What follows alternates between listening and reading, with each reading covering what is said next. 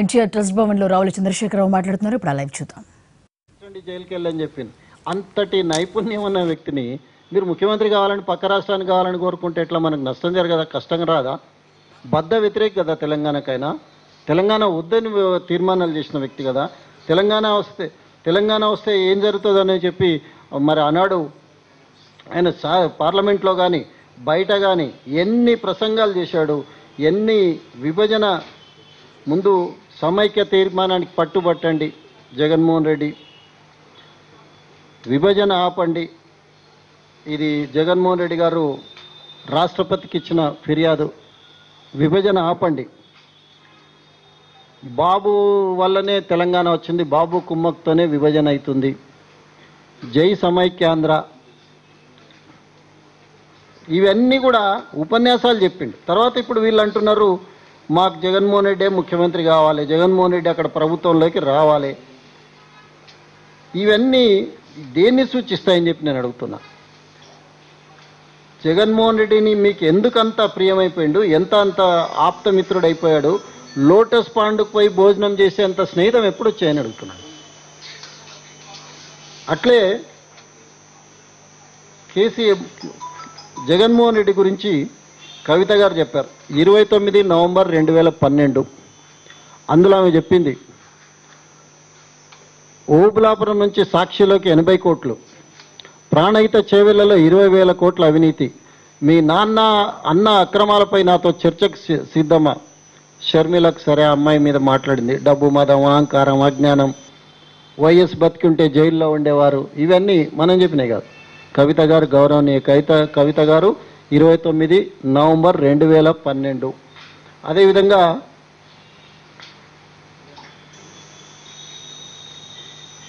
25 November 2012 ఇది కేటీఆర్ చెప్పాడు. వైఎస్ఆర్ అంటే వై అంటే యముడు, ఎస్ అంటే సైంధవుడు, ఆర్ అంటే రాక్షసుడు. గొప్ప అబ్రివేషన్ చెప్పాడు.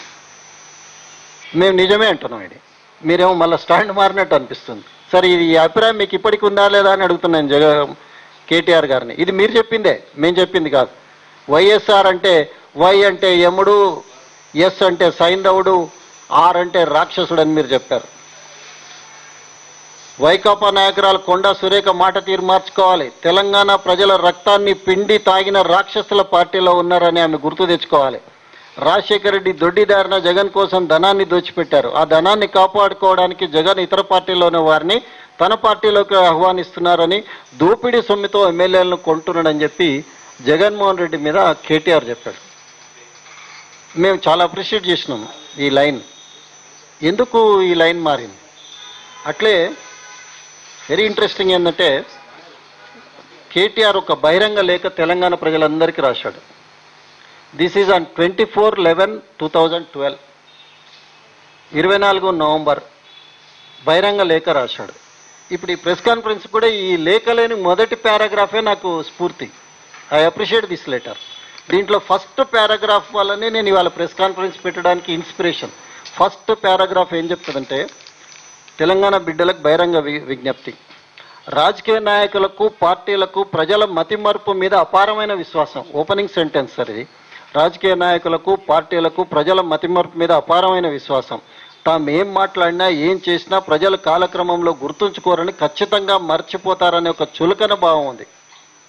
తామేదో నిన్ననో మొన్ననో ఆకాశంలోంచి ఊడిపడ్డట్టు, గతంలో సంఘటనలకు అసలు తాము బాధ్యులం కాదన్నట్లు ప్రదర్శిస్తున్న నటనా కౌశలానికి ఖచ్చితంగా ఆస్కార అవార్డు ఇవ్వచ్చు. కేటీఆర్ గారి బహిరంగ లేఖలో పదజాలాలు ఈ ఓపెనింగ్ సెంటెన్స్లో ఇవి ఇంత అద్భుతంగా రాస్తాడండి. I like this youngster. ఆ కంటెంట్ను కూడా నేను ఏకీభవిస్తున్నా. మరి ఎందుకు ఈ కంటెంట్ ఇప్పటికీ స్టాండ్స్ కూడా ఆర్ నాట్, ఒకసారి ఆయన చెప్పాలి. అట్లే రాజేంద్ర ఏది నీ తల ఎక్కడ పెట్టుకుంటామని పరిహాసం చేసిన వైఎస్ ఫ్యాక్షన్ వికటట్టహాసాన్ని మర్చిపోదామా అని అడిగిండు ఆయన. 2009లో బొటాబొటి మెజార్టీతో గెలిచిన తెలంగాణలో ఫ్యాక్షన్ గుండాలను స్వైర విహారం చేయించి తెలంగాణకు నేను అడ్డము కాదు పొడుగు కాదని మాట్లాడిన అడ్డగోలు మాటలను అక్రమంగా సంపాదించిన మూటలతో ఆకర్ష్ పథకం ద్వారా తెలంగాణ ఎమ్మెల్యేలను కొనడానికి మర్చిపోదామా? ప్రజలు మర్చిపోయారని మా నాన్న దేవుడని ఇప్పుడు షర్మిలనో జగనో నెత్తి నోరు కొట్టుకొని చెప్పినా ప్రజలు నమ్మరు. ఇంతెందుకు నిన్నగాక మొన్న సాక్షాత్ పార్లమెంట్లో జగన్ ప్రదర్శించిన వీరాంగాన్ని మర్చిపోరు. ఇడుపుల పాయలు, ముడుపుల మాయలు, గతంలోని గాయాలు. చనిపోయిన వైఎస్ఆర్ ఏమన్నాడో తెలుసు, జైల్లో ఉన్న జగన్ ఏమంటున్నాడో తెలుసు. ఇది ముగింపుగా కేటీఆర్ తెలంగాణ ప్రజలకు రాసిన బహిరంగ లేఖ. ఇప్పుడు ఎందుకు అంత సడన్గా ఈయన మీద మీకు ఈ ప్రేమ వచ్చిందో మాకేమో అర్థం కాక మేము ఇబ్బందులలో ఉన్నాం. చివరికి నిన్న మన కొంత లైమ్ లైట్లో లేడు హరీష్. పాపం ఆయన కూడా ఒక కామెంట్, ఆయన చాలా ఉన్నాయి కానీ మర్చిపోగొట్టి పెడతాయి. ఎందుకంటే వాళ్ళే ఈ మధ్యన హరీష్ మీద రకరకాల వాళ్ళు మాట్లాడుతున్న ఆ పార్టీ ఆయన తరఫున ఏం మాట్లాడడానికి కూడా ముందుకు వస్తలేరు. మనం చూస్తున్నాం. అది ఇంటర్నల్ మ్యాటర్. వాళ్ళ పార్టీలో అంతర్గతంగా ఏముందో మనకు అవసరం కూడా లేదు. జగన్కు జై కొడితే అవినీతికి జై కొట్టినట్టే Harish Rao. Is an important person. గౌరవ శాసనసభ్యుడు, గౌరవ మాజీ మంత్రి. జగన్కు జై కొడితే అవినీతికి జై కొట్టినట్లే. మరి వాళ్ళు మీరు జగన్కు జై కొడుతున్నారు కదా, ఏమనుకోవాలి? జగన్ ఇంటికి పోతురు కదా, జగన్ గెలవాలని చెప్తున్నారు కదా, జగన్ గెలుపు కోసం మేము కష్టపడుతున్నాం అంటున్నారు. కొంతమంది మంత్రిత్వ శాఖలను వదిలేసి ఇదే పని మీద ఉన్నారు. ఒక మంత్రి అయితే అసలు ఆ శాఖలు ఏం జరుగుతుందో చెప్పడు కానీ ఎంతసేపు నేను అక్కడ పోతా, ఆడ పోయి ఉపన్యాసం చెప్తాం, మొత్తం కలిపేస్తాం, మొత్తాన్ని ఓడించేసి వస్తా, చంద్రబాబు నాయుడు ఓడిపోవాలి. ఆ మంత్రి ఈడున్నాగా కూడా కేసీఆర్ మీద ఇట్లే మాట్లాడుతుండే. అరే వద్దా, అంత వేగం వద్దంటుంటే మేము అయినా వినకుంటుండే. ఏడికి పోయినా అదే వేగం, అదే దూకుడు. మొన్న చంద్రబాబు నాయుడు, ఇవాళ కేసీఆర్, రేపు ఎవరో. సో వాళ్ళు కూడా అప్రమత్తంగా ఉండాల్సిన అవసరం ఉంది. రాజకీయాలలో గెలుపులు, ఓటమిలు, పదవులు రావడం, ఊడిపోవడం అవన్నీ జరుగుతూనే ఉంటాయి.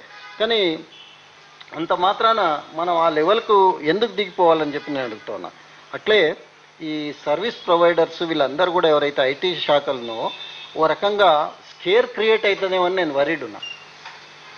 హైదరాబాద్ బ్రాండ్ ఇమేజ్ దెబ్బతింటుందేమో. హైదరాబాద్ బ్రాండ్ ఇమేజ్ దెబ్బతినకుండా స్కేర్ క్రియేట్ చేసే ప్రక్రియ సరైనది కాదండి. ఈ డేటాబేస్ అన్నది, తర్వాత సమాచారాన్ని సర్వీస్ ప్రొవైడర్స్ ద్వారా తీసుకోవడం అన్నది not a new thing. KTR అంటే ఈ రంగంలో ఆయన కూడా నిష్ణాతుడే కదా, సాక్షాత్ మంత్రిగా చేసి ఉన్నాడు ఆ శాఖకు. మరి ఈ సర్వీస్ ప్రొవైడర్స్ రోల్ ఏముంటుంది? ఇప్పుడు మనం పెడుతున్న ఈ కాన్ఫిడెన్షియల్ డేటా పేరు మీద చేస్తున్న హడావిడి అంతా కూడా వాస్తవికత ఎంత అనేది కూడా చూసుకోవాలి. కంపెనీలను మీరు ఇట్లే చేజ్ చేసుకుంటా హంటింగ్ మీద వెళ్తే బ్రాండ్ ఇమేజ్ పోయే ప్రమాదం ఉందనేది కూడా ఈ సందర్భంగా చెప్తూ, ఈ ఫిరాయింపులకు ఎక్కడో దగ్గర ఫుల్ స్టాప్ పెట్టాలి. దేశవ్యాప్తంగా కూడా ఒకప్పుడు రాజశేఖర రెడ్డి ఆకర్షకు విలవిల్లాడిన టీఆర్ఎస్ పార్టీ అదే బాటలో పోతుంది. అదేం దురదృష్టమో తెలియదు కానీ ఓటేసిన ఇంకా ఆరకముందే పార్టీలు మారే ఒక కొత్త సంస్కృతి సాంప్రదాయం మనకు వచ్చింది. It's a pity. Fraud and constitution, fraud and democracy. ఇదో రకంగా చెప్పాలంటే మనం ప్రజాస్వామ్యాన్ని పరిహాసం చేస్తున్నాం, రాజ్యాంగాన్ని అపహాస్యం చేస్తున్నాం. దేశవ్యాప్తంగా కూడా చర్చ జరగాల్సిన అవసరం ఉంది. మొత్తం ఈ ఆపరేషన్ ఆకర్ష్ అనే పదానికి ఎమ్మెల్యేలు, పార్టీలు మారడానికి, కొనుగోళ్లకు, అమ్మకాలకు అన్నిటికీ ఆద్యుడు రాజశేఖర రెడ్డి. ఆ రాజశేఖర రెడ్డి గారి కుమారుడు ఇప్పుడు మన పొరుగు రాష్ట్రంలో ముఖ్యమంత్రి కావాలని మీరు తాపత్రయం. సార్ తెలంగాణ ప్రజలు ఇష్టపడారు సార్, మిమ్మల్ని కూడా ఇష్టపడరు అట్లా చేస్తే. తెలంగాణ అమరవీరుల ఆత్మ కూడా ఘోషిస్తుంది సార్. తెలంగాణను అడుగడుగున అడ్డుకున్న వ్యక్తి, అడుగడుగున మన ప్రాంతానికి నష్టం చేసిన వ్యక్తి, కవిత గారి భాషల్లో ప్రాణహితలో 20,000 కోట్లు తిన్న వ్యక్తులు, రకరకాల దోపిడీలు చేసిన వ్యక్తులు, జైల్లో ఉంటేనే జైలును కబ్జా చేస్తారన్న అంత సమర్థత మీద మనం చేసిన కామెంట్స్ అట్లే ఉన్నాయి సార్.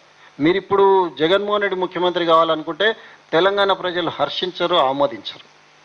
తెలంగాణ ప్రయోజనాలకు నష్టం జరుగుతుంది, తెలంగాణ ప్రయోజనాలకు విఘాతం కలిగిస్తుంది, మనకు కష్టాలు వస్తాయి, నష్టాలు వస్తాయి. ఇట్లాంటి వ్యక్తులు పొరపాటున కూడా రాకూడదని మీరే చెప్పినారు.